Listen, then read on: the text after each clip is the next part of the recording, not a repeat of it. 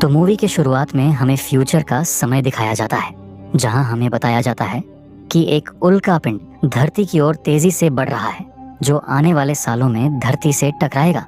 वो उल्का पिंड इतना बड़ा था कि उसके टकराने से सारी मानव जाति खत्म हो जाएगी। अब इस उल्का पिंड को रोकने के लिए सारे देश आपस में मिलकर लुनार नामक एक प्रोजेक्ट बनाते हैं, जिसमें चांद पर एक बहुत बड़ी बेस बनाई जाती है, जहां बड़े बड़े न्यूक्लियर बॉम्ब लाए गए थे। दरअसल यह लोग इन न्यूक्लियर बॉम्ब से उस उल्का पिंड को डिस्ट्रॉय करना चाहते थे और बचे हुए उल्का पिंड के टुकड़ों को चांद की मदद से रोकने वाले थे। जिसके बाद हम प्रेजेंट का वक्त देखते हैं, जहां कई सालों के बाद आखिरकार वो दिन आ जाता है जब इन्हें उस उल्का पिंड को स्पेस में ही डिस्ट्रॉय करना था। जिसके बाद उन न्यूक्लियर बॉम्ब्स को लॉन्च कर दिया जाता है, जहां हम देखते हैं कि इनकी सालों की मेहनत रंग लाई। ये लोग उस उल्का पिंड को रोकने में सक्सेसफुल रहे, जिसे देख बेस पर मौजूद सारा क्रू सेलिब्रेशन करने लगता है। जिसके बाद हम डुगू नामक आदमी को देखते हैं, जो बेस पर मेंटेनेंस मैन की जॉब करता था। फिर डुगू अपने साथियों की फोटोज लेने लगता है। तभी वहां पर जिग आती है, जो बेस की कमांडर थी। डुगू उसे लाइक करता था, लेकिन कभी भी उसने यह बात जिग को नहीं बताई थी। जिग उसे अपना काम करने के लिए कहकर वहां से चली जाती है। जिसके बाद डुगू अपने कमरे में जाकर गाने सुनने लगता है और जिग को इम्प्रेस करने के तरीके सोचने लगता है। तभी बेस पर मौजूद सारे लोगों को 30 मिनट के अंदर वहां से निकलने की वार्निंग मिलती है, क्योंकि उस उल्का पिंड के कुछ टुकड़े इनकी बेस की ओर ही आ रहे थे। जिसे सुनते ही सारा क्रू पृथ्वी पर निकलने की तैयारी करने लगता है, लेकिन डुगू अभी भी अपने कमरे में गाने सुन रहा था। तब तक सारे क्रू मेंबर अपने व्हीकल्स लेकर रॉकेट में चले जाते हैं, पर डुगू अभी तक अपने हरकतों में ही लगा हुआ था। लेकिन जल्द ही उसे एहसास हो जाता है कि कुछ तो गड़बड़ है। वो अपने स्क्रीन पर वार्निंग मैसेज को देख लेता है, जिसका पता चलते ही डुगू तुरंत अपनी व्हीकल लेकर उन रॉकेट्स की ओर निकल पड़ता है। लेकिन जब तक वो उन रॉकेट्स तक पहुंचता, उससे पहले ही सारे रॉकेट्स लॉन्च हो जाते हैं, सिवाय एक रॉकेट के। उस रॉकेट में कमांडर जीन मौजूद थी। बचने की एक उम्मीद देख डुगू तुरंत अपनी गाड़ी को उस रॉकेट की ओर मुड़ा देता है, जहां वो अपनी गाड़ी तेजी से भगाते हुए जा रहा था, ताकि जल्द से जल्द वो रॉकेट तक पहुंच सके। लेकिन तभी डुगू अपने सामने एक बड़ा खड्डा देखता है, पर जल्दी से पहुंचने के लिए वो अपनी गाड़ी को उस खड्डे के ऊपर से उछालता है। लेकिन बदकिस्मती से डुगू उस खड्डे को पार नहीं कर पाता और उसी खड्डे में गिर जाता है।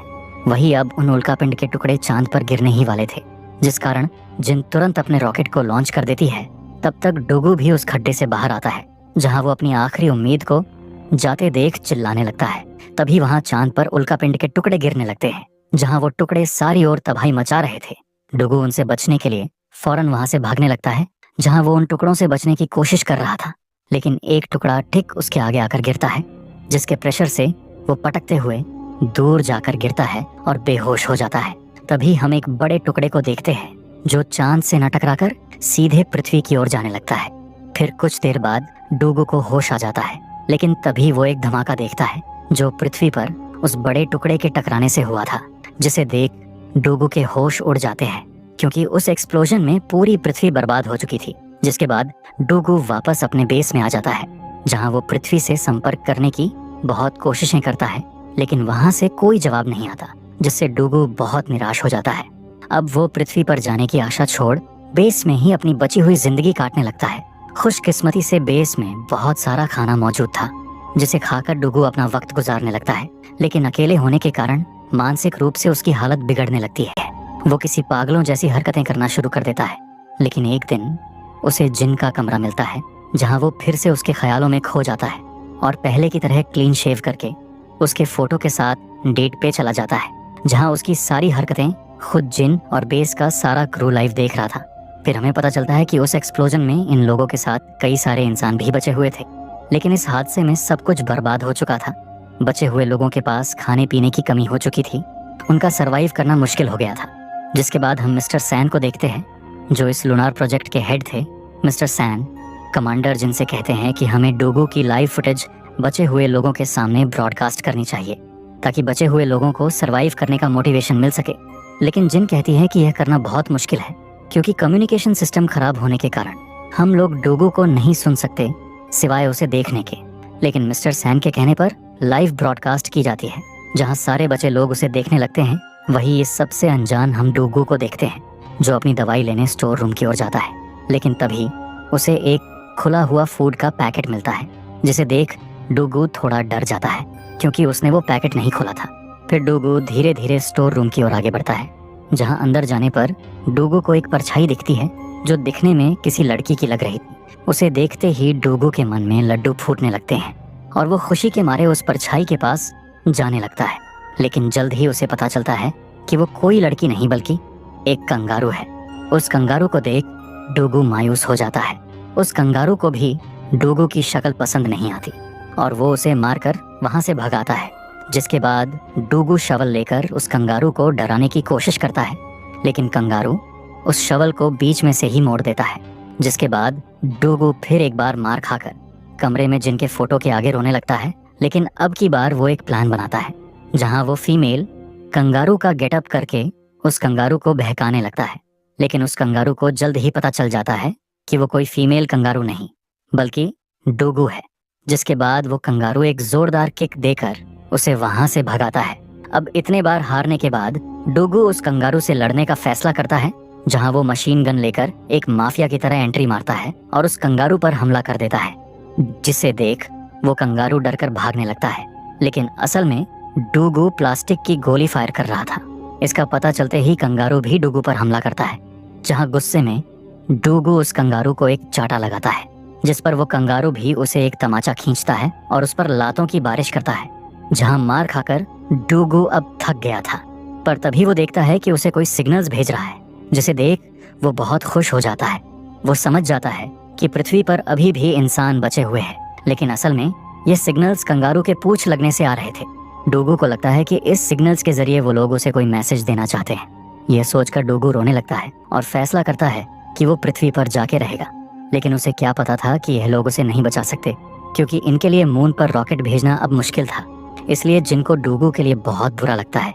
जिसके बाद हम 7 महीनों के बाद का सीन देखते हैं, जहां अब वो कंगारू डूगू का एक अच्छा दोस्त बन चुका था।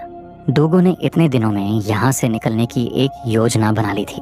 जिसके बाद वो कंगारू के साथ उस व्हीकल में बैठकर कहीं जाने लगता है, जहां वो रास्ते में बताता है कि कुछ सालों पहले अपोलो 18 मिशन में एक रॉकेट को चांद पर भेजा गया था, जो अभी भी चांद पर ही मौजूद है, जिसकी मदद से हम पृथ्वी पर वापस जा सकते हैं। जिसके बाद यह लोग उस रॉकेट के पास पहुंचते हैं, जहां हम देखते हैं कि वो रॉकेट बहुत पुराना था और उसके कई सारे पार्ट्स भी खराब हो चुके थे। इसलिए डूगू उस रॉकेट को अपने बेस पर लाता है, जहां वो उन पार्ट्स को रिपेयर करने में लग जाता है। जिस बीच उसे पता चलता है कि इस रॉकेट का इंजन इतना पावरफुल नहीं था जो इन दोनों का वेट उठा सके। इसलिए डूगू थोड़ा परेशान हो जाता है, लेकिन जल्द ही उसे याद आता है कि चांद के दूसरी तरफ और एक बेस मौजूद है, जहां से उसे इंजन मिल सकता था, अगर वो इंजन उल्कापिंड के टुकड़ों से बचा होगा तो। जिसके बाद डूगू कंगारू के साथ अपने व्हीकल में बैठकर दूसरे बेस की ओर निकल पड़ता है। लेकिन पृथ्वी पर मौजूद सारा क्रू डूगू के इस मिशन को फेल बताते हैं, क्योंकि डूगू जिस व्हीकल को चला रहा था उसमें सोलर सिस्टम लगा हुआ था।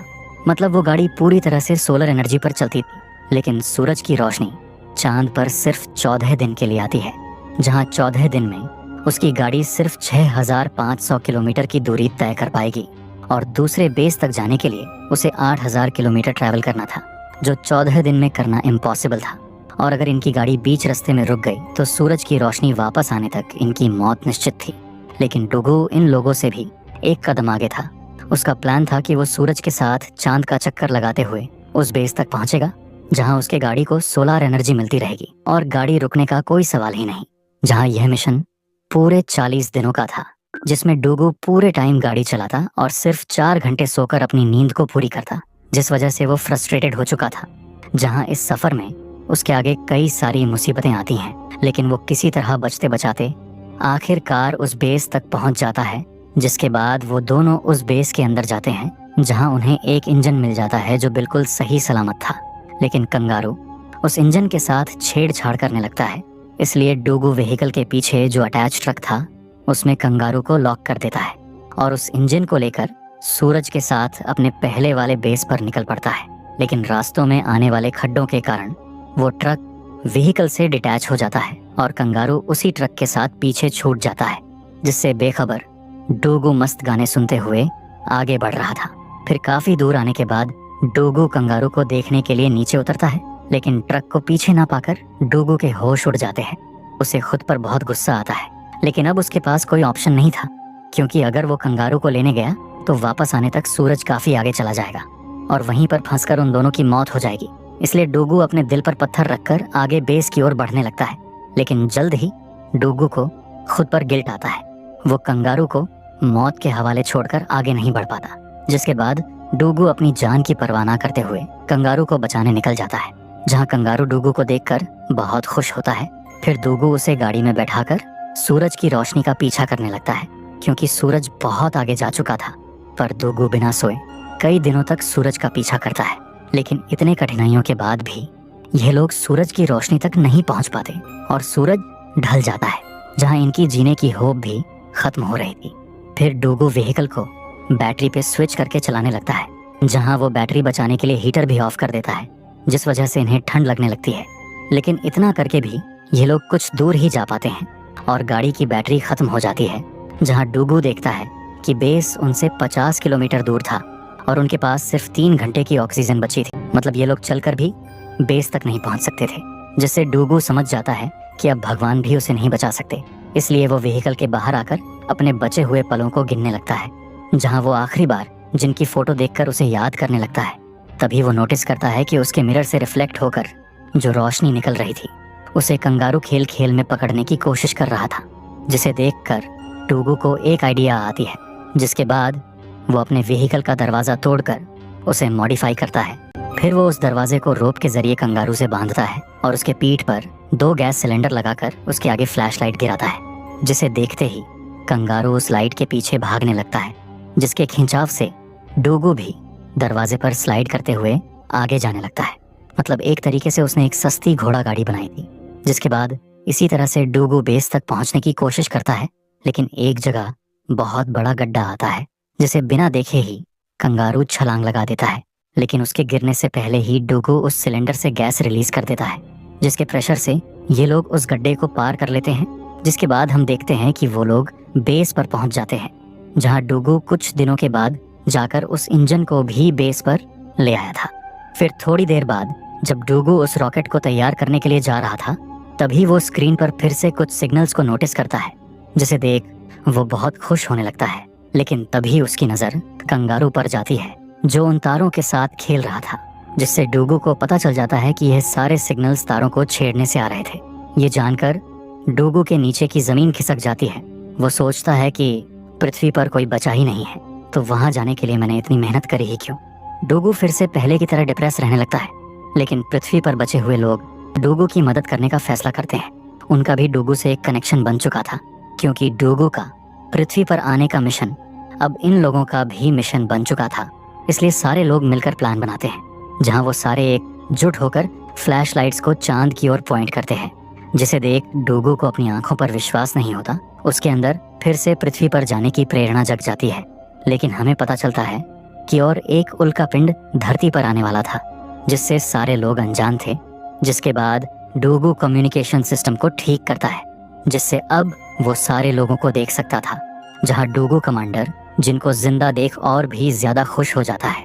जिसके बाद सारे लोग डूगू को रॉकेट असेंबल करने में मदद करते हैं, जहां कई दिनों के बाद डूगू आखिरकार उस रॉकेट को बनाने में सफल रहता है। जिसके बाद डूगू कंगारू के साथ उस रॉकेट में बैठकर उसे लॉन्च कर देता है। तभी हम उस उल्का पिंड को देखते हैं, जो अब तेजी से पृथ्वी की ओर बढ़ रहा था। वही अब डूगू अपने रॉकेट को लेकर ऑर्बिट में पहुंच जाता है, जहां वो अपने रॉकेट को स्पेस स्टेशन से अटैच कर देता है, क्योंकि उसे स्पेस स्टेशन में मौजूद एस्केप पॉड में बैठकर पृथ्वी पर जाना था।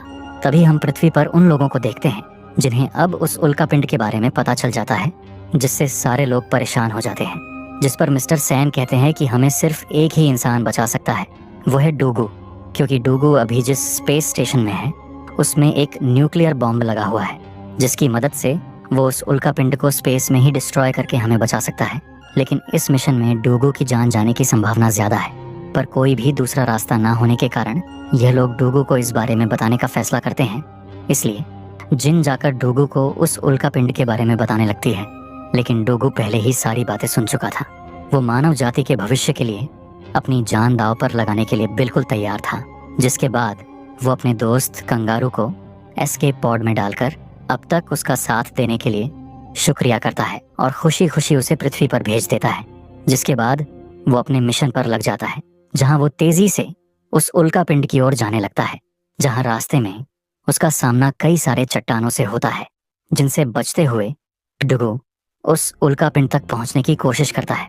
लेकिन बदकिस्मती से एक चट्टान उसके शिप से टकरा जाता है, जिससे उसका शिप बुरी तरह डैमेज होकर स्पेस में घूमने लगता है।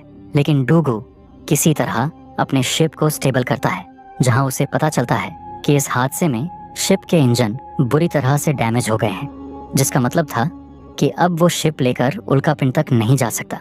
इसलिए डुगू खुद बॉम्ब लेकर उस उल्कापिंड तक जाने का फैसला करता है, जिसमें डुगू की मौत निश्चित थी, जिसे सुनकर जिनकी आंखों में आंसू आ जाते हैं। जिसके बाद डुगू बाहर निकलकर उस न्यूक्लियर बॉम्ब को शिप से अलग करता है और जेटपैक के जरिए उस बॉम्ब को तेजी से उल्कापिंड की ओर ले जाने लगता है, जहां डुगू जिनके साथ बिताए गए आखिरी पलों को याद करते हुए उस उल्कापिंड से टकरा जाता है, जिससे वहां बहुत बड़ा एक्सप्लोशन होता है, जिसमें वो उल्कापिंड पूरी तरह से तबाह हो जाता है। और यह सीन वाकई बहुत इमोशनल था। डुगू का इतना बड़ा बलिदान देख सारे लोग रोने लगते हैं, जिसके बाद हम कुछ सालों के बाद का सीन देखते हैं, जहाँ पृथ्वी अब पहले जैसी हो चुकी थी और सारे लोग खुशी से रह रहे थे। वहाँ हम उस कंगारू को भी देखते हैं, जिसे अपना एक नया घर मिल चुका था। फिर हम जिन और उसकी टीम को देखते हैं, जो फिर से चांद पर जा रहे थे, ताकि आने वाले खतरों से पृथ्वी को प्रोटेक्ट कर सके। और इसी इमोशनल सीन के साथ यह मूवी खत्म होती है।